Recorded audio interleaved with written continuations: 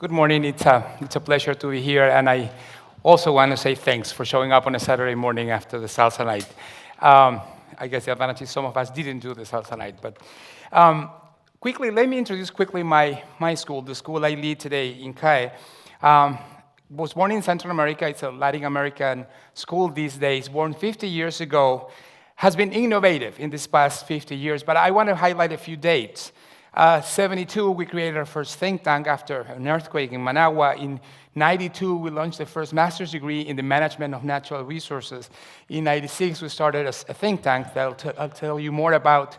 In 2008, we started the Center for Women's Leadership. In 2010, we introduced an MBA Oath, which I'll tell you a little bit about later as well. So we've been an innovative school in the region, and every difference that you can see at INCAE started with our mission. And the difference is that while many universities have in their missions educating leaders, our mission reads, as you can see, promoting the development of the region. Through the education of leaders, no doubt, but the development of the region at large is really our mission, so our work doesn't stop on graduation day. What we do in terms of educating leaders, you can see in numbers, like a summary there. We are graduating this day about 350 MBAs a year.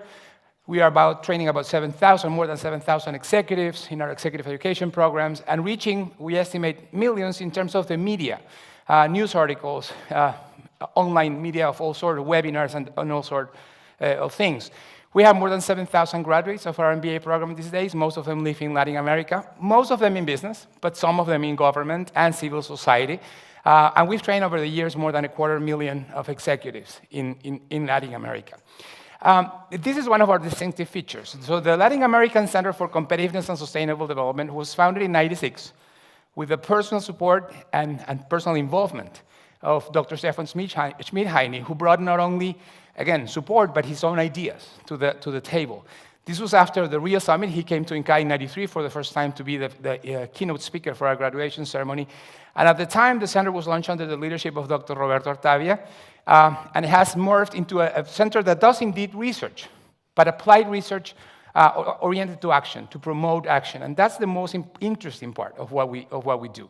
And I've included some list of things, but I want to tell you a bit more about one, this agenda for the 21st century, which was a program we developed with the leaders of the Central American region in the late 1990s, and that we have followed up over the years. And that has translated into an initiative today called CAPSI, the Central American Private Sector Initiative, that involves almost 100 private sector leaders with a long-term mindset working to promote integration in the region. These pictures come from a meeting where we hosted President Obama in 2013 to discuss with about 200 leaders from the private sector and civil society on integration, as you can see, social inclusion, and clean energy for all in Central America.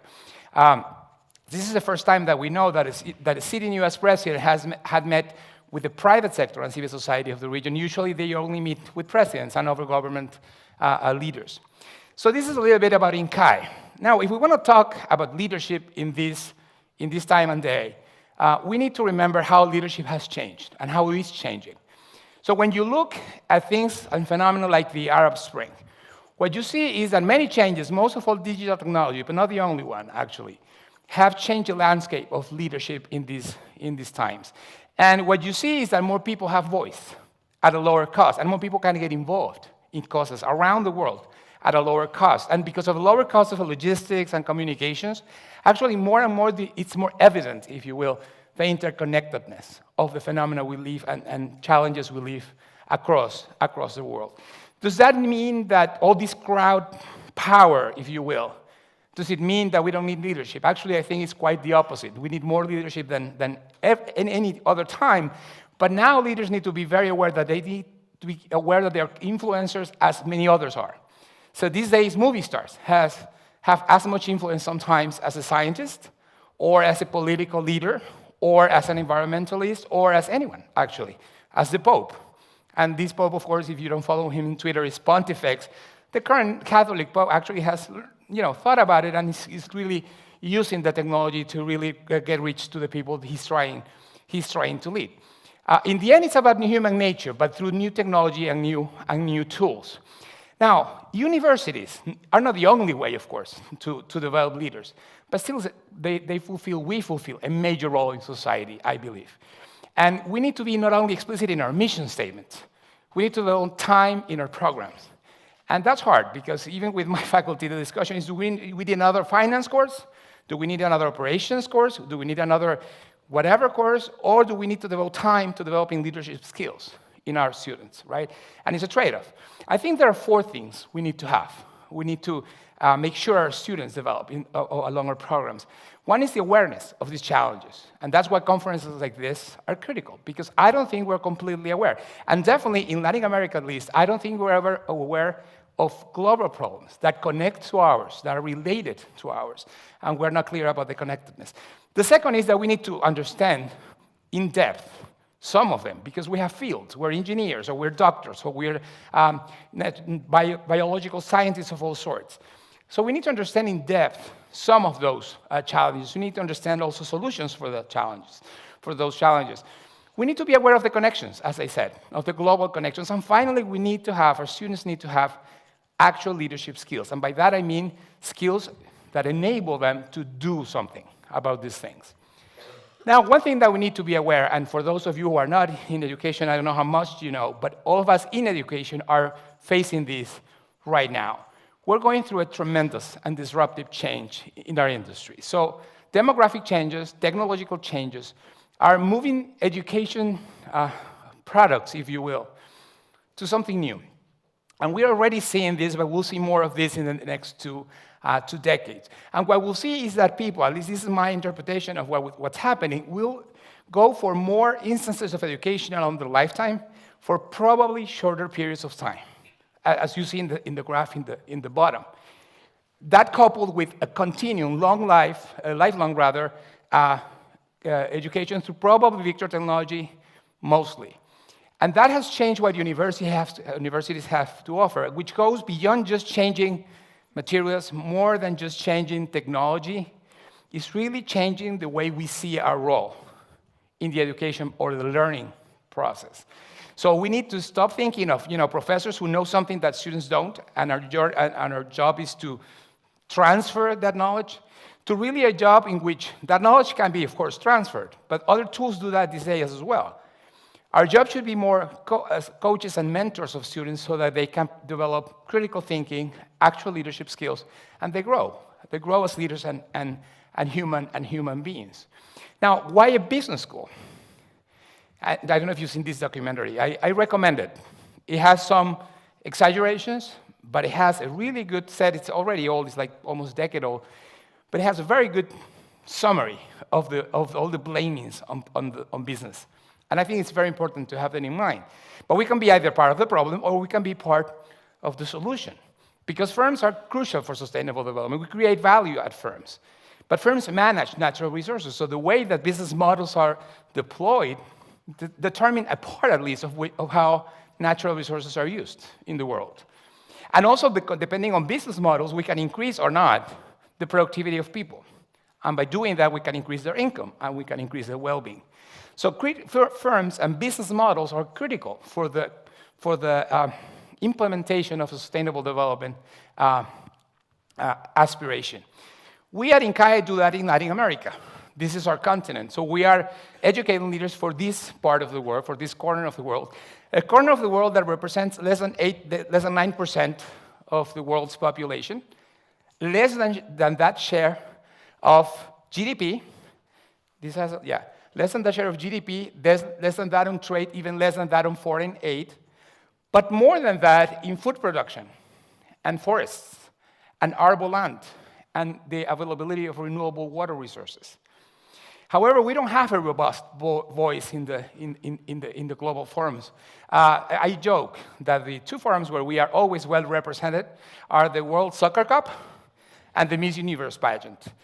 Well, these days we have 50% of the living Catholic popes too, but I mean, in general, we're not an active part of the world's dialogue.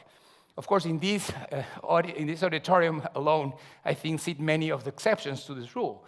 But in general, Latin America hasn't been part of the global dialogue on natural resources or on the largest inequality we see around the world. If you look at this table, you see the average income of the 10th poorest and the 10% richest of our populations in Latin American countries. And you can see the contrast. You can see how many times this ratio between the 10th poorest and the richest and the 10th poorest. And you can also start to understand the political processes we live and the political leaders we sometimes elect and choose to keep in power. You know, when we have these realities, of course, people grab to any kind of hope they can find in the absence of other types of leadership. The other big challenge and the big opportunity we face on top of the natural resources and the inequality, to me, is women's participation. This is not particular to Latin America. This is actually relevant for the rest of the world as well. But what we have seen is equal access for both education and health, but not equal access in economic participation and political participation. And that's a big opportunity, a huge opportunity, because there are a number of reasons why that could lead to much better living conditions for everyone. So what we've done at INCAE is, first, we have developed a profile of what our INCAE graduates should be. Not only in terms, we did that almost a decade ago, not only in terms of knowledge, which is the typical thing an university would do, but in terms of the skills they should have and the values we would like to promote in them. We launched last year. It took us a number of years. Also, we had to deal with certain crises that there was around in 2009. And last year, we launched a new program, new MBA program that restructured. We don't have semesters anymore. We have modules. We have still courses, but they are now more closely connected. Faculty is pushed to more collaboration. Not easy, but has been interesting. We're using more virtual technology to convey concepts and using the time in the classroom and in the case discussion dynamics to really try to develop the critical thinking and the leadership skills we want to instill in our students. But I wanted to highlight two of these modules that we've created. One we call Survivor because of the type of dynamics, like Survivor, the TV show, in which we simulate different dynamics so that the students can reflect on the challenges of leadership and how their values come to play in the decisions they make. And the second is we called Creating Value for All. It's a 4-week-long program, so we put in there the older course on social responsibility, the course we had on eco-efficiency and others, but we included fieldwork in poorer rural communities of Nicaragua, not only to learn about the reality, but also to see how business ideas can make a difference in their lives, and also the challenges that exist to do that, you know, the obstacles that we face. It's interesting, I'd like to remark that in the leading team of both modules, Professor Jagger, he's part of the leading team of both, and actually he came up with having them awake all night as part of one of the days of the Survivor camp, with his Swiss Army experience, I have to say. The other thing I wanted to share is this, INCAE MBA Oath. I mentioned at the beginning, and you can see the main ingredients of the oath on the right, goes from human rights to upholding contracts to being transparent to managing natural resources in a responsible way, etc. But the interesting thing is it's a declaration of what our conduct should be as business leaders. And to this day, more than 1,000 graduates have signed it. It's voluntary. But more than 400 are actually part of a network that keep connected after graduation so that they can support each other to live by these standards after in the real world, which is what it matters. And the final thing I wanted to share is this initiative that we started 10 years ago now, this year. We have included to this day 222 fellows from all over Central America, 2/3 of them from the private sector and the rest from civil society or government. And what we do is we engage them in dialogue from Socrates to the challenges of globalization these days. But most of all, what we wanted to create with this community is a community of trust. And these people already have positions of leadership around the region, in the private sector, in the public sector, in civil society. What we want is that they can have a communication that hasn't existed so far. And I think we're succeeding. At this point, one of these fellows is the president of Honduras. And that has been an interesting experience to see the new kind of dialogue he can have with his fellows from this program. So let me close with this. 5 years ago, I was asked to draw, have a model of how I thought INCAE could change to be a better leadership school. This is what I drew. I wanted to highlight two things here. One is this. So moving from just knowledge transfer to a human experience that really transforms our students into change agents, effective change agents. The other is these two arrows. This is research. So we learn from reality, and all universities do it. That's part of our academic job. But this is the interesting part, and INCAE has done this for years, is the actual involvement of the university in real-life problems, in real-world processes.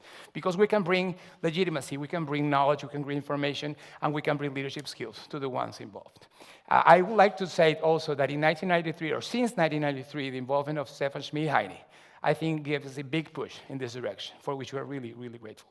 Thank you.